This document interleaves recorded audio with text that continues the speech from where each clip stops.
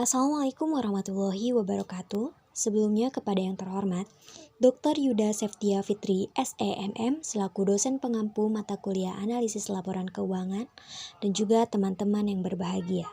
Pertama-tama, marilah kita panjatkan puji syukur kepada Allah Subhanahu wa Ta'ala karena telah memberikan rahmat kesehatan dan keselamatan sehingga kita dapat berdiskusi pada video pemaparan materi kali ini.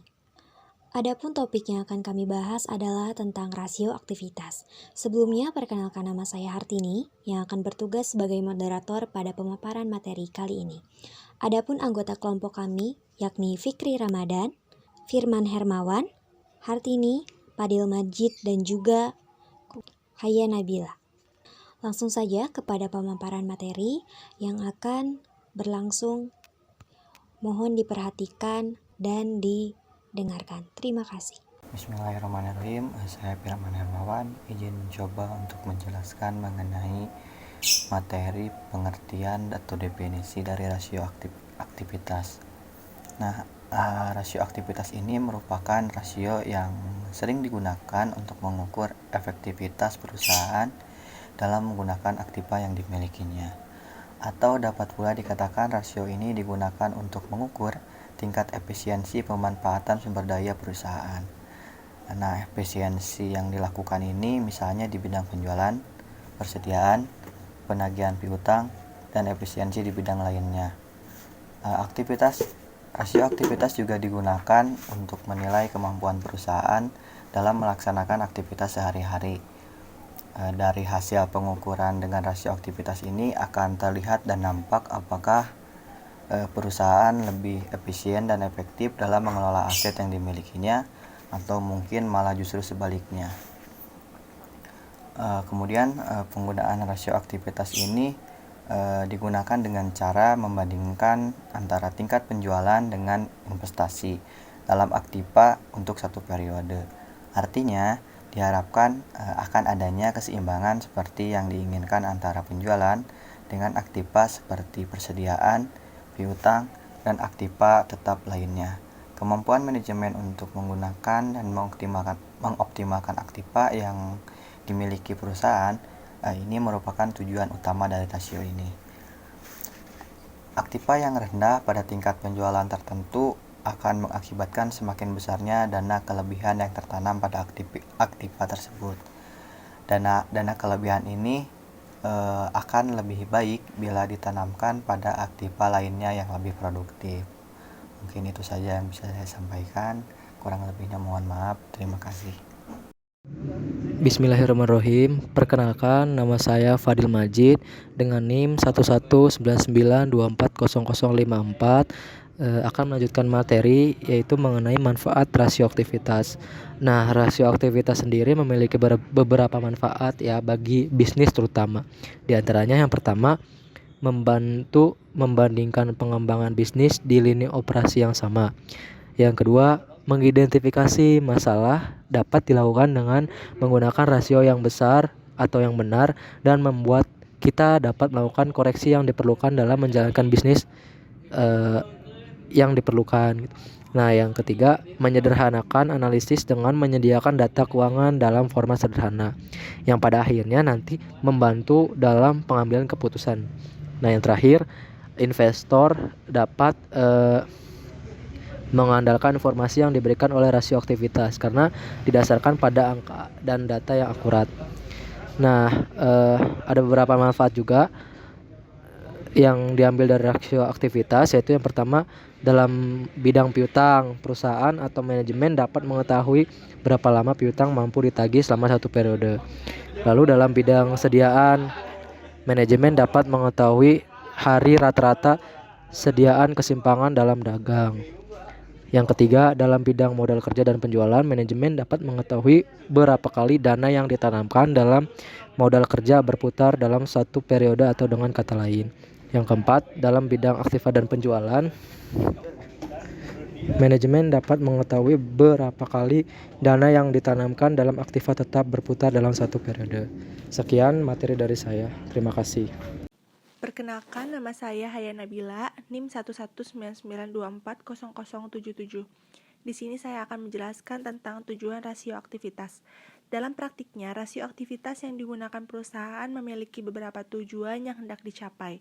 Rasio aktivitas juga memberikan banyak manfaat bagi kepentingan perusahaan maupun bagi pihak luar perusahaan, untuk masa sekarang maupun masa yang akan datang.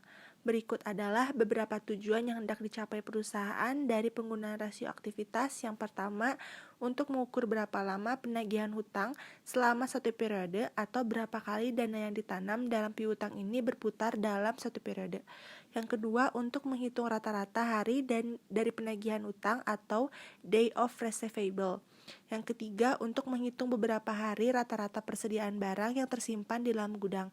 Yang keempat, untuk mengukur berapa kali dana yang ditanam dalam modal kerja berputar dalam satu periode atau berapa penjualan yang dapat dicapai oleh setiap modal kerja yang digunakan atau working capital turnover. Yang kelima, untuk mengukur perputaran aktiva tetap dalam satu periode. Dan yang keenam, untuk mengukur aktiva perusahaan dalam penjualan. Sekian dari saya. Jenis-jenis rasio aktivitas. Yang pertama yaitu rasio perputaran persediaan, inventory turnover ratio. Untuk bisnis yang dimiliki persediaan atau inventaris, rumus rasio aktivitas ini menunjukkan berapa kali persediaan telah terjual habis seluruhnya dalam satu periode akuntansi. Yang kedua, rasio perputaran aset total, total assets turnover ratio. Rasio perputaran aset total menghitung penjualan bersih dibandingkan dengan total asetnya. Dengan kata lain, rasio ini menggambarkan kemampuan bisnis untuk menghasilkan pendapatan. Rasio ini membantu investor untuk memahami efisiensi bisnis dalam menghasilkan pendapatan menggunakan aset mereka. Yang ketiga yaitu rasio perputaran aset tetap. Rasio perputaran aktiva tetap mengukur efisiensi bisnis dalam memanfaatkan aset tetapnya. Rasio ini menunjukkan bagaimana aset tetap digunakan oleh pebisnis atau perusahaan untuk menghasilkan pendapatan. Berbeda dengan rasio perputaran, saat aset total yang berfokus pada total aset, rasio ini perputaran aset tetap hanya berfokus pada aset tetap dari bisnis yang digunakan. Ketika rasio perputaran aset tetap menurun, itu adalah akibat dari investasi yang berlebihan dalam segala hal aset tetap seperti pabrik atau peralatan untuk beberapa nama. Yang keempat, rasio perputaran piutang usaha, account receivable turnover ratio. Rasio perputaran piutang menggambarkan seberapa baik bisnis dalam memberikan kredit kepada pelanggannya dan menagih hutang. Untuk menghitung rasio perputaran piutang, hanya penjualan kredit dipertimbangkan dan bukan penjualan tunai. Rasio yang lebih tinggi menunjukkan bahwa pelanggan dibayar tepat waktu, yang membantu menjaga arus kas dan pembiayaan utang bisnis, gaji karyawan, dan lain-lain. Ini adalah pertanda baik ketika rasio perputaran piutang berada di sisi yang lebih tinggi karena hutang dibayar tepat waktu. Alih-alih menghapusnya, ini menunjukkan model bisnis yang sehat. Selanjutnya saya Hartini dengan NIM 11992400074 akan membacakan kesimpulan bahwasannya rasio aktivitas merupakan rasio yang digunakan untuk mengukur efektivitas perusahaan dalam menggunakan aktiva yang dimiliki.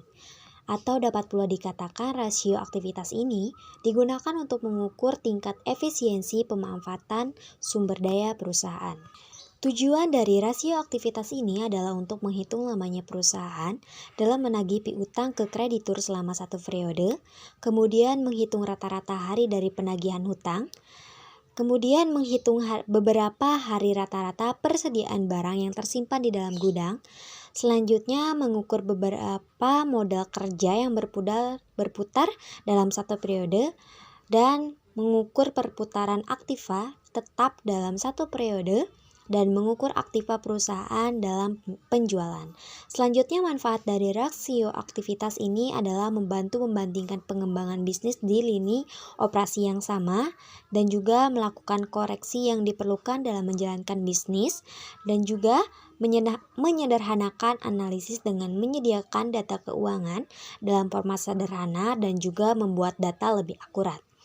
Beberapa jenis rasio yakni rasio perputaran persediaan, rasio perputaran aset total, rasio perputaran aset tetap, dan juga rasio perputaran piutang usaha. Terima kasih. Wassalamualaikum warahmatullahi wabarakatuh.